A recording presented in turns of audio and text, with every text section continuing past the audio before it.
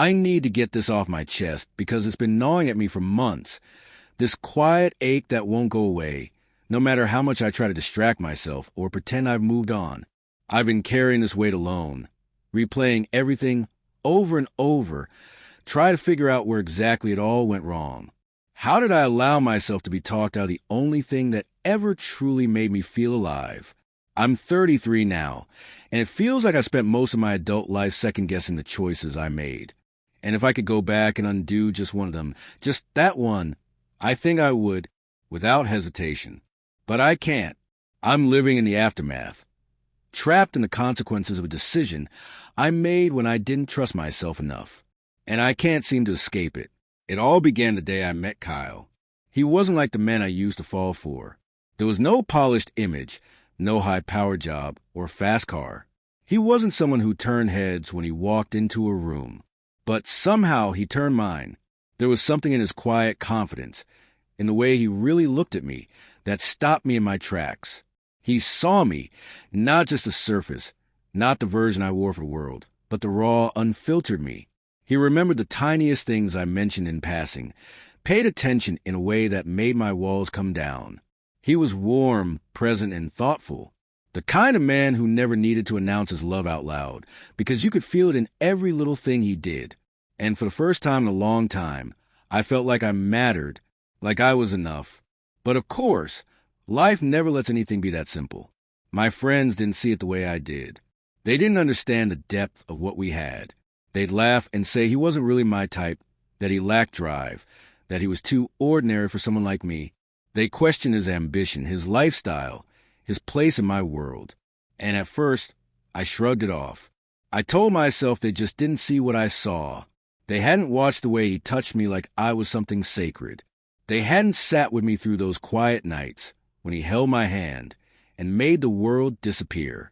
But the more they repeated it, the more their voices began to sink into my skin. You deserve more. You know that, right? That sentence haunted me. I started wondering if they were right. These were the people I trusted, the ones who had always had my back. They were all settled, married to men with strong resumes and picture-perfect families. They seemed to have it all figured out, and suddenly I felt like the odd one out, dating a man who didn't quite fit into the mold they'd built for me. I started convincing myself that maybe I was settling. Maybe I needed someone who matched my energy, my ambition, my hunger for more. And so I ended it. I told myself it was the right thing to do, even though my heart shattered while I was doing it. I let him go because I thought I had to, because I believed, even for a brief, cruel moment, that my friends knew better than I did what I needed in a partner, that if I followed their advice, if I chose someone they could admire, someone they could nod approvingly at, then maybe my life would click into place the way theirs had. But here I am, months later, alone, and nothing feels right. I tried dating again. I went on the dates, dressed up, smiled, laughed at the right moments. But every time, it felt like I was play-acting, like I was trying to find Kyle in someone else's eyes. The conversations were shallow.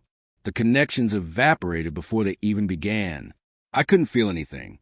And worse, I couldn't stop thinking about him, about what I gave up, about the way his presence used to calm me, the way he made me feel safe without ever needing to say the words.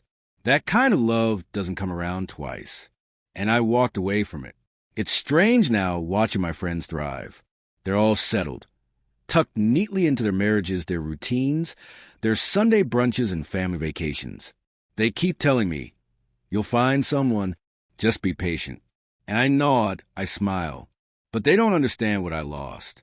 They don't know what it's like to let go of the one person who truly saw you, who made you feel more than just wanted, made you feel understood. They never had to bury something that once felt like magic. They never had to watch the person they loved slip quietly into a life that didn't include them. I see him sometimes, on social media, in old memories. He's smiling. He looks like he's moved on. And I wonder if he ever thinks about me, if he ever lies awake, wondering what could have been, or if he's found someone who sees in him what I once did. Only this time, someone who doesn't let go, someone who stays. I wouldn't blame him. I made my choice. I was the one who walked away, and I carry that guilt every day. because deep down I know the truth. I didn't leave because he wasn't enough. I left because I didn't trust myself enough to fight for him. I let the noise around me drown out the voice inside me. I let fear and other people's expectations cloud what should have been a simple truth. I loved him, and he loved me. That should have been enough. But I couldn't see it until it was too late. I keep thinking about reaching out, about trying to make things right. But then I stop myself. Because what if he's truly happy now? What if he's found a new peace, a new love, a new home in someone else? I don't want to disrupt that.